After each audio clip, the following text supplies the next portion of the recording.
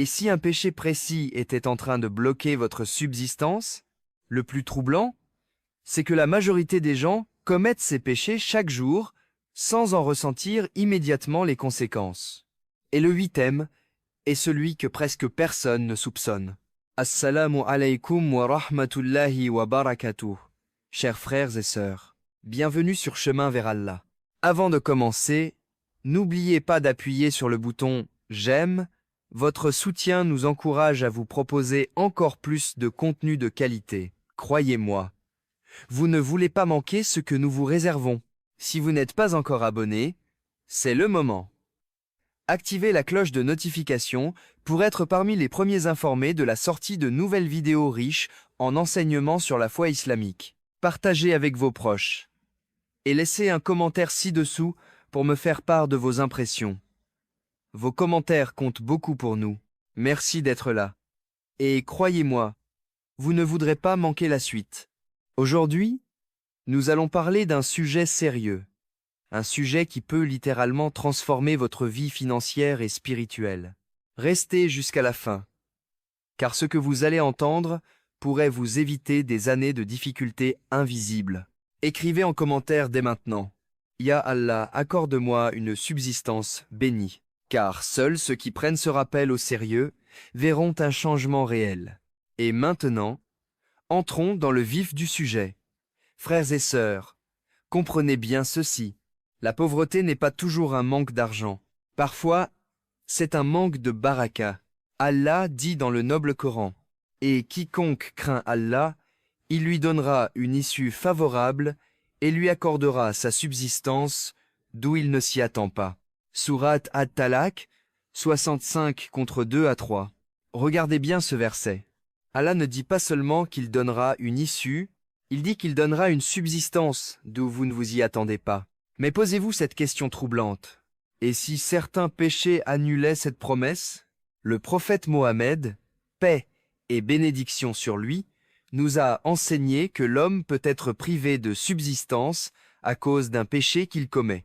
Réfléchissez un instant, combien de fois avons-nous répété une faute en pensant « ce n'est pas grave, tout le monde le fait ». Et si ce petit péché était justement la clé qui ferme votre porte du risque? Inspiré des rappels puissants de Dr Zakir Naik, nous allons aujourd'hui dévoiler 8 péchés précis mentionnés dans les enseignements islamiques qui attirent la pauvreté matérielle et spirituelle. Et je vous le dis avec sérieux, le huitième est si répandu que beaucoup de pratiquants tombent dedans sans le réaliser. Ne quittez surtout pas cette vidéo avant la fin. Ce rappel pourrait être le tournant de votre vie. Écrivez en commentaire. Je veux la baraka, pas seulement l'argent.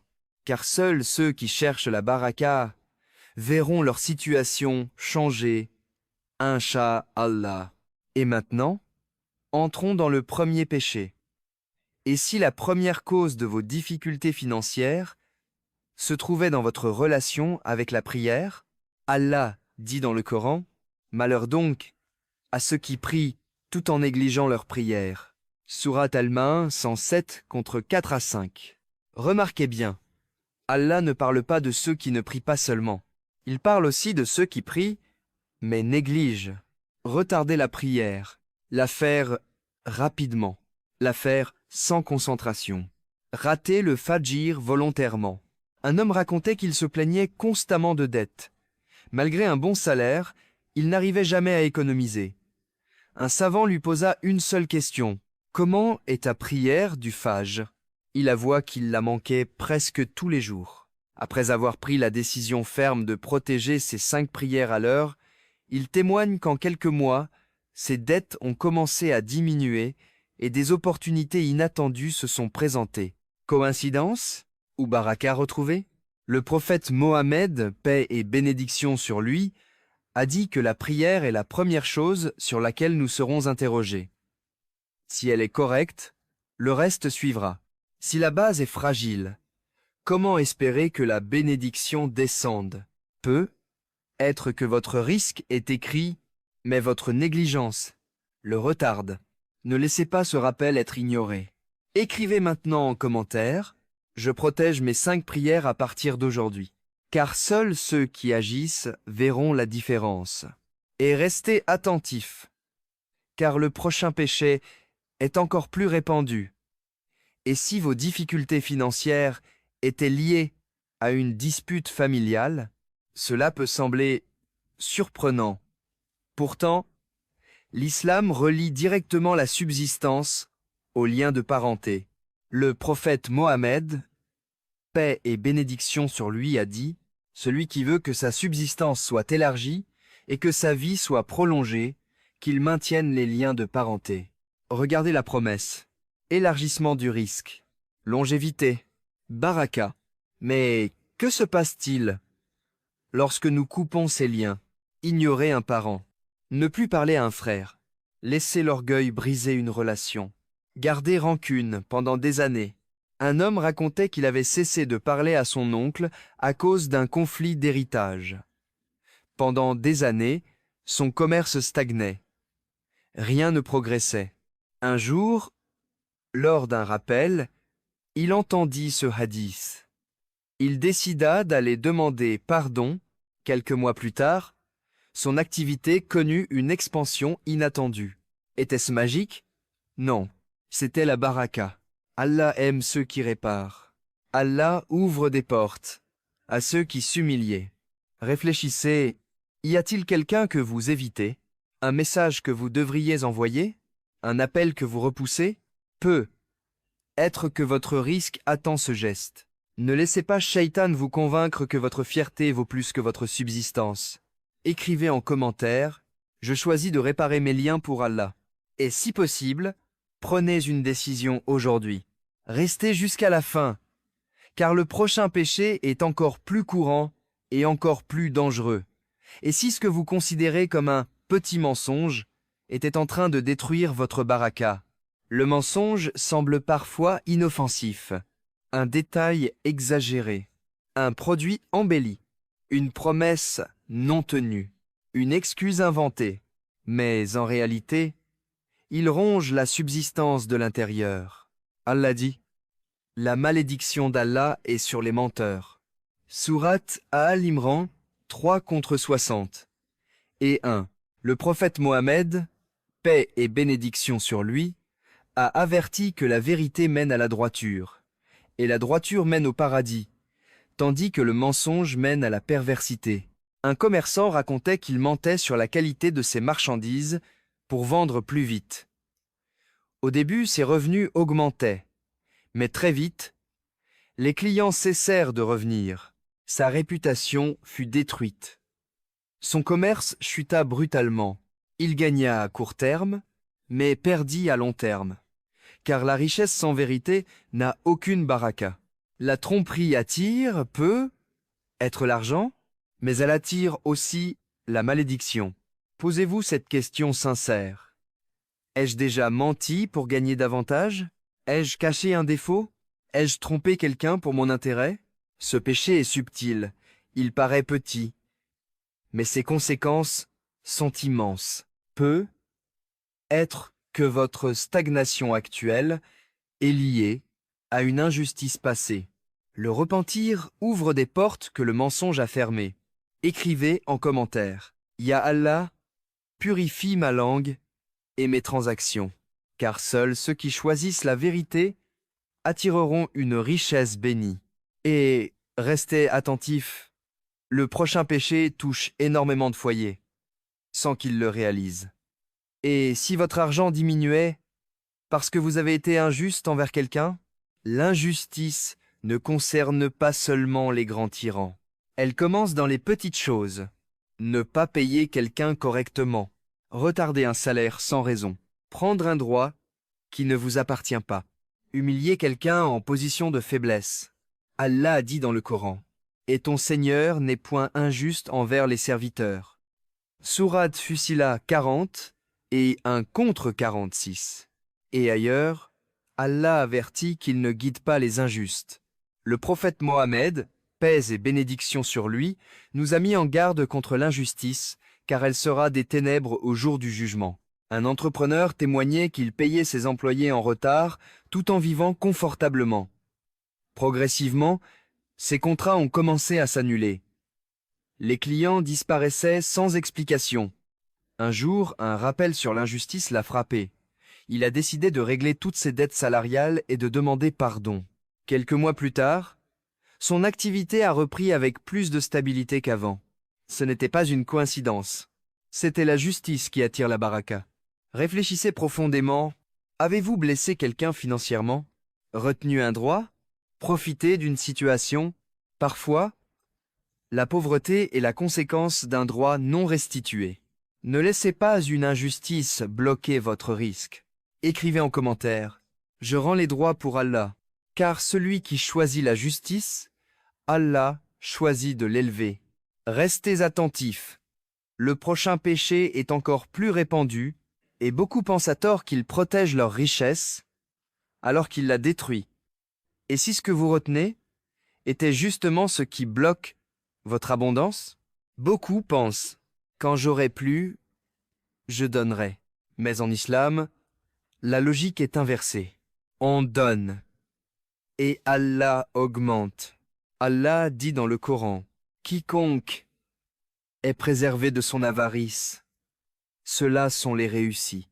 Sourate At-Tagabun, 64-6, et ailleurs, Allah anéantit l'intérêt usuraire et fait fructifier les aumônes. Sourate Al-Baqarah, 2-266. Regardez la promesse. Allah fait fructifier la sadaka. Le prophète Mohammed, paix et bénédiction sur lui, a affirmé qu'une aumône ne diminue jamais la richesse.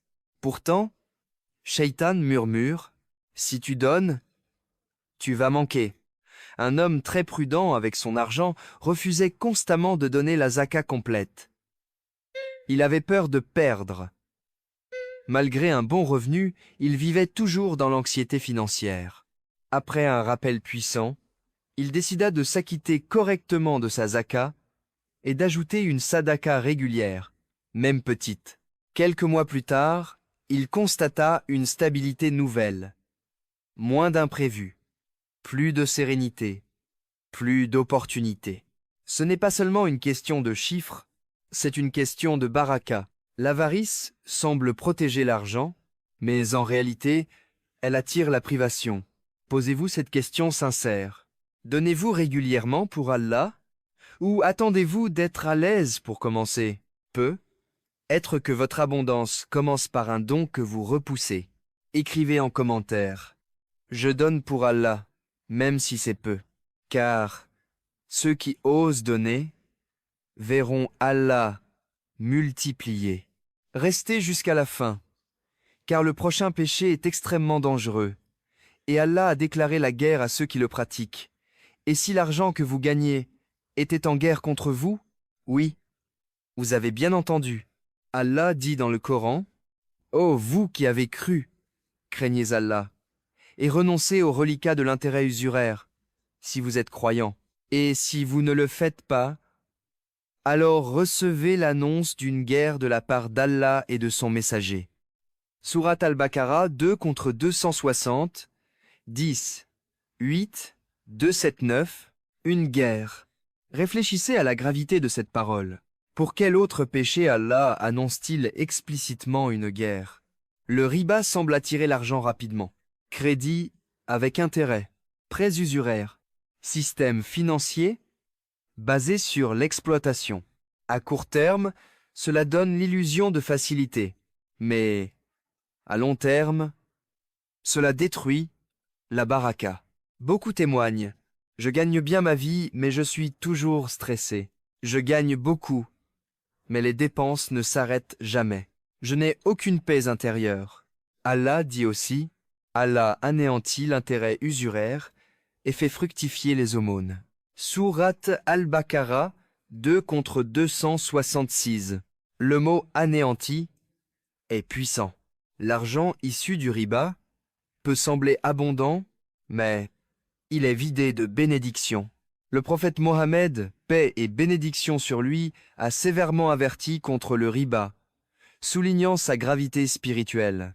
Peut être que certaines difficultés persistantes sont liées à cela. Si vous êtes concerné, Ne désespérez pas. La porte du repentir est ouverte. Décidez aujourd'hui de chercher des alternatives halal. Même si cela demande du sacrifice, écrivez en commentaire. Allah me suffit et il est le meilleur garant. Car celui qui quitte quelque chose pour Allah, Allah le remplace par meilleur. Restez bien attentifs, le prochain péché est encore plus subtil. Et il touche presque tout le monde, sans exception. Et si vous étiez déjà riche, sans le voir, parfois la pauvreté commence dans le cœur avant d'apparaître dans le portefeuille. Allah dit dans le Coran, et lorsque votre Seigneur proclama, « Si vous êtes reconnaissant, très certainement j'augmenterai pour vous. Mais si vous êtes ingrat, mon châtiment sera terrible. » Sourate Ibrahim 14-7. Regardez la condition. La gratitude attire l'augmentation. L'ingratitude attire la privation. Beaucoup de personnes se concentrent uniquement sur ce qu'elles n'ont pas. Elles oublient ce qu'Allah leur a déjà donné. La santé, la foi, la sécurité, un toit, de la nourriture. Une femme racontait qu'elle se plaignait constamment de son salaire. Rien ne lui semblait suffisant. Elle comparait toujours sa vie à celle des autres. Un jour, elle décida de changer une seule chose. Chaque soir, elle écrivait 3 bienfaits pour lesquels elle remerciait Allah. Progressivement, son état d'esprit changea, puis ses opportunités changèrent, puis sa situation financière s'améliora. Ce n'est pas magique, c'est une loi divine. L'ingratitude ferme les portes invisibles de l'augmentation. Le prophète Mohammed, paix et bénédiction sur lui, nous a enseigné de regarder ceux qui ont moins que nous, afin de ne pas minimiser les bienfaits d'Allah. Peut être que votre augmentation est bloquée par des plaintes constantes. Posez-vous cette question sincère. Quand avez-vous dit « Alhamdoulilah » avec conscience pour la dernière fois? Écrivez maintenant en commentaire « Alhamdoulilah pour tout », car celui qui remercie voit sa subsistance augmenter, même d'où il ne s'y attend pas. Restez jusqu'à la fin, car le 8e péché est le plus dangereux de tous, et il se cache dans l'ombre. Frères et sœurs, réfléchissez bien. Nous avons exploré 8 péchés qui attirent la pauvreté. Certains sont visibles, d'autres cachés, mais tous ont le même effet. Ils bloquent la baraka. Imaginez si vous décidez dès aujourd'hui de corriger ne serait-ce qu'un seul de ces péchés, votre vie pourrait changer radicalement. Votre travail, vos finances, votre sérénité, tout pourrait s'améliorer. Seul 1% des gens appliqueront réellement ce rappel. Serez-vous parmi eux ou laisserez-vous passer cette chance de transformer votre subsistance? Ne laissez pas cette vidéo être un simple rappel oublié. Agissez maintenant. Repentez-vous sincèrement. Cherchez à plaire à Allah dans vos actions et vos transactions. Écrivez en commentaire « Je choisis la baraka » et je m'engage à changer. Rappelez-vous, la pauvreté n'est pas toujours une question d'effort. Parfois, elle est spirituelle. Et la clé pour l'ouvrir est entre vos mains. Avec l'aide d'Allah, Barakallahu fikum. Restez jusqu'au bout, car l'action commence maintenant.